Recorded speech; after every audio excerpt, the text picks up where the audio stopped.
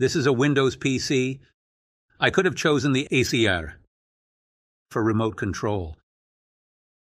I could have used the Raspberry Pi, into which I think I installed a 1 terabyte SSD. It has a USB 3 port, which is really cool.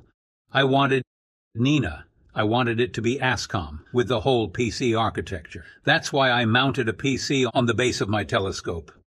Here's what seems to be the computer I mounted on the plywood board. It's listed online for $425, which is too expensive. I got it for $100 on an auction site. Here, it's an industrial PC i5. So, there are 2 Wi-Fi antennas, Wi-Fi 1, Wi-Fi 2. There are 4 USB 3 ports at the back, along with 4 serial ports. A 12-volt output easily plugs into a car battery. All right, I connect to it via Windows Remote Desktop. I connect to the network of the router I mounted on the plywood. Its Wi-Fi name is D-Link. Once I'm connected to the computer, I do my usual stuff on Windows. Why do I absolutely want N.I.N.A?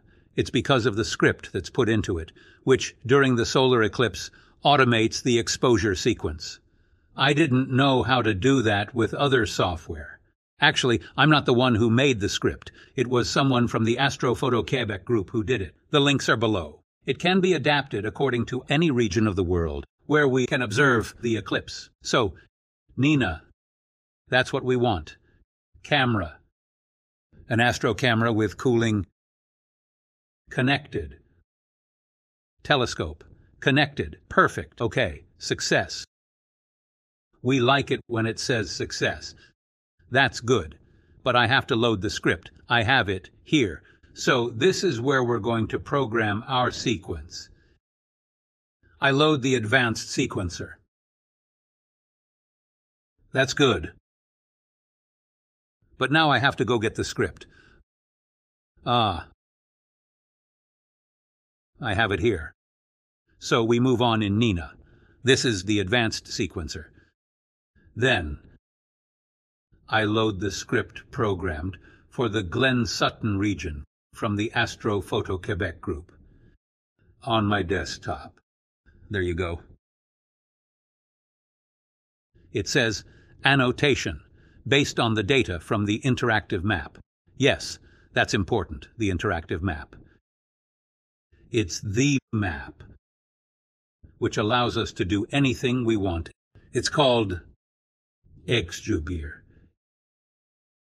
It's essential to have this link in your bookmarks. Solar XGBoost. April 8th, 2024. That's what I want. There, we see the entire trajectory of the eclipse. It starts here, in the ocean, and ends there, in the ocean. In its path of totality, it goes right through Mexico. Wow. Now, I'm leaving Montreal the day before, heading close to the totality here, in Sherbrooke. If I click anywhere, bam. Ha. Wait, I'll zoom out. You'll understand the meaning of this afterwards. See the shadow that just appeared? Where I'm putting my cursor, we see a circle of shadow.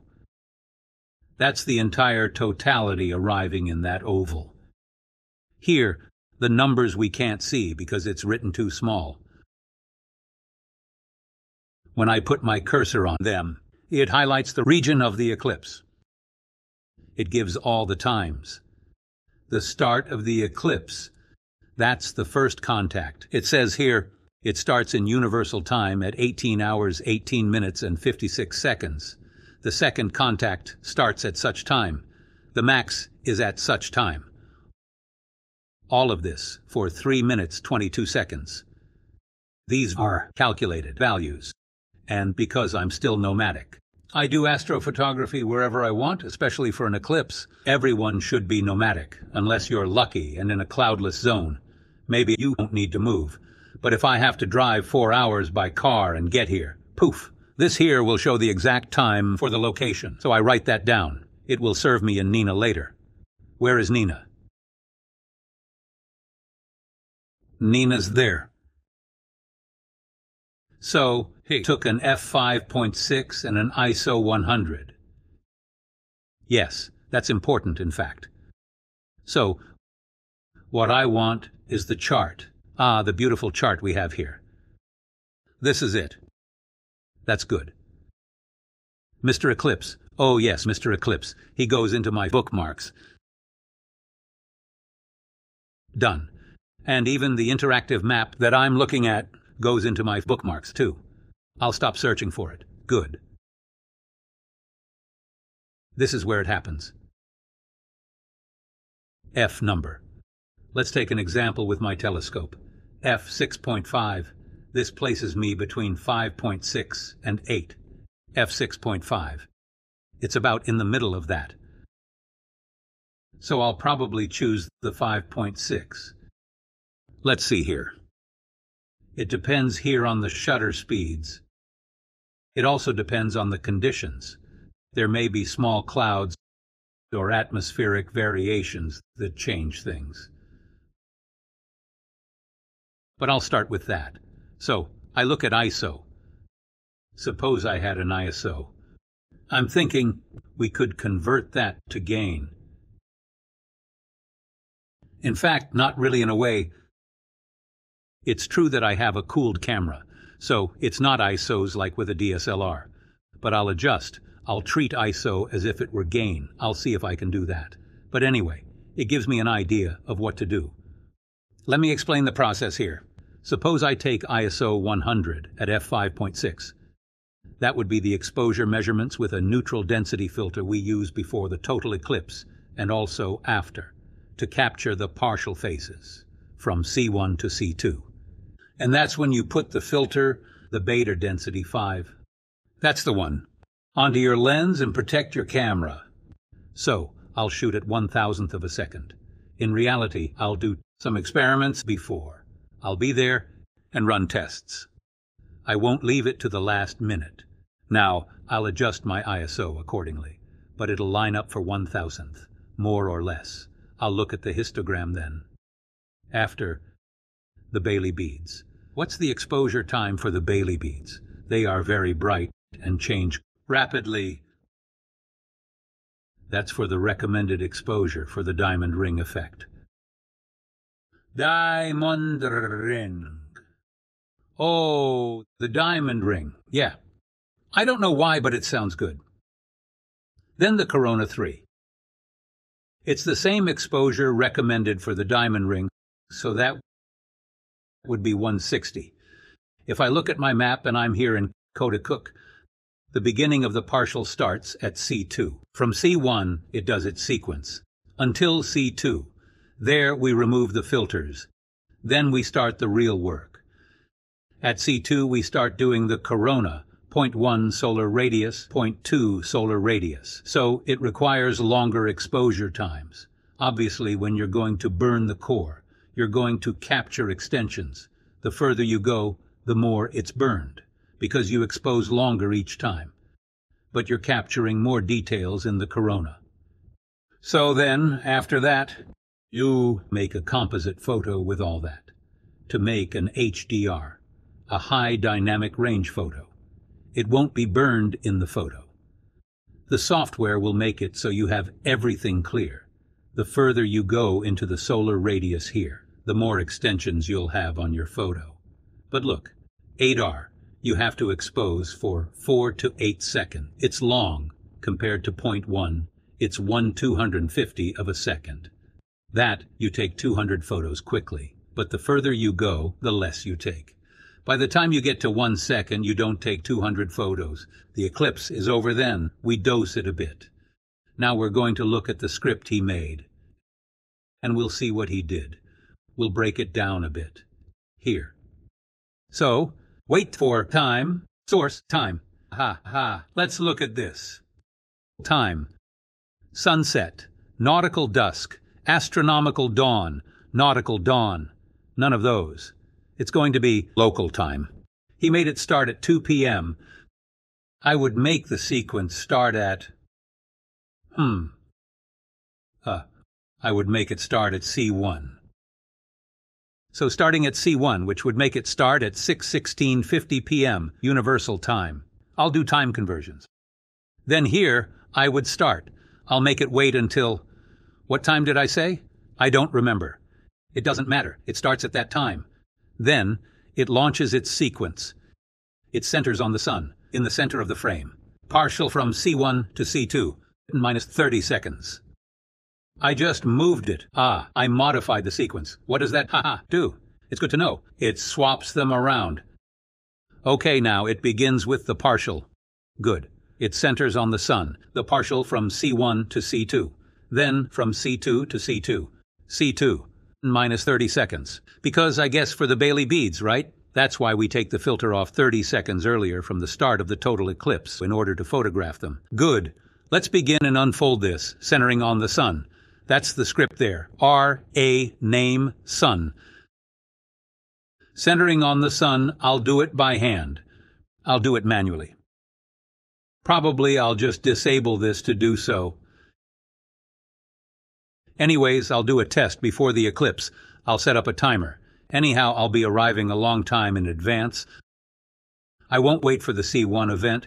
I will probably start well before C1, which is for the first part. After the partial, C1 to C2, less 30 seconds. Okay, that was for the first segment. Now let's see what it says for C1 to C2. Name doesn't do anything here. Trigger, loop until time. It's gonna loop until 3:26 and 20 seconds p.m. Let me go look at my map. I'll loop until the totality. 30 seconds ahead of time. Is it written minus 30 seconds? I'll check my time. 7:27 and 54 seconds p.m. If I remove 30 seconds, it's now 7:27 and 24 seconds. There. Here. I'll convert to the Eastern time because this is in Universal Time. I'll make sure to set the correct time. And once on the field, we'll enter the proper data on site. Then, we take a pause okay, it's good that he put in these notes here. So we take a pause every 15 seconds to make an animation of the partial phase. If the sun drifts from the center of the reticle, we can recenter it, especially towards the end of the partial phase. And then, I need to adjust the time exposure here. Wait for a time span of 15 seconds. Take exposures at 0.01 seconds, so I'll have to also adjust the time exposures here, and they are now around 1/10th per millisecond, 100th per millisecond, and 1,000th of a millisecond. That said, I will surely run test before. Moving along, what does he say about the pearls, in other words called the Bailey beads? They start at 3:26 p.m., with the filter off. We take as many photos as possible until the totality. So far, so good now. Again, reminder that we removed the filter 30 seconds in before. The camera will accept it, although my eyes may not. Okay, taking exposures, now they're really fast ones, he reduced them, it's 4 times faster, it's around now 1 per 25 milliseconds. Earlier, it was at 0.01 per seconds. Now it's at 0.0025 per seconds, so now he loops that until 3:26. With this, he loops until the totality. He's shooting super fast. He's very experienced and he doesn't need to adjust his sequence anymore. At worst, we'll miss a couple of frames if we need to modify data along the way. Then, after that, the total eclipse begins. Yes, sir. Now the fun begins. And meanwhile, watch the total eclipse with your naked eyes. Enjoy the show. Back to this now. What happens in the totality? C2 until the maximum. It starts right here. A rapid exposure. Then a less rapid exposure, and so on. Okay, he even wrote corona. 0.1 R. 0.2 R, 0.3 R, yes. So according to the ISO chart we saw earlier here, he programmed all the ISOs for the corona 0.1, 0.2, 0.5, 1, 2, 3, and so on. It's here. And he got up to 0.5 seconds. He got to 4R. If I go down, it might go higher. He got to 4R. That's good. Ashen moon exposure. So, I didn't know about that, the ashen moon. That's going to be cool. Take a break of 10 seconds to be able to add the ashen moon. That's cool. Everything will be burned, but not the moon. The moon will see it. That's good. After, he does the same maneuver, but in reverse, from max to C3. I still have to arrive quite a bit of time in advance to have time to write all these data. I can't arrive like, woo, on the fly, set up the setup and start. I must not be last minute, because it takes time to write. Still, to go see on the map and put the data in there, I will still make a sequence where I will go, the 2-3 potential places that it's there that it happens, that I know I will save them. But after, if I have to go elsewhere, I have to take the time to write like that. There, it decreases. Bailey's bead. Until C3 plus 30. Yeah, because I have to put the filter back 30 seconds later on the other side. Yeah. After it comes back, the filter is put back, and we continue the sequence till the moon leaves and the eclipse is over. We park the scope, we close the camera, and then we leave. Okay, so it's over. Bye.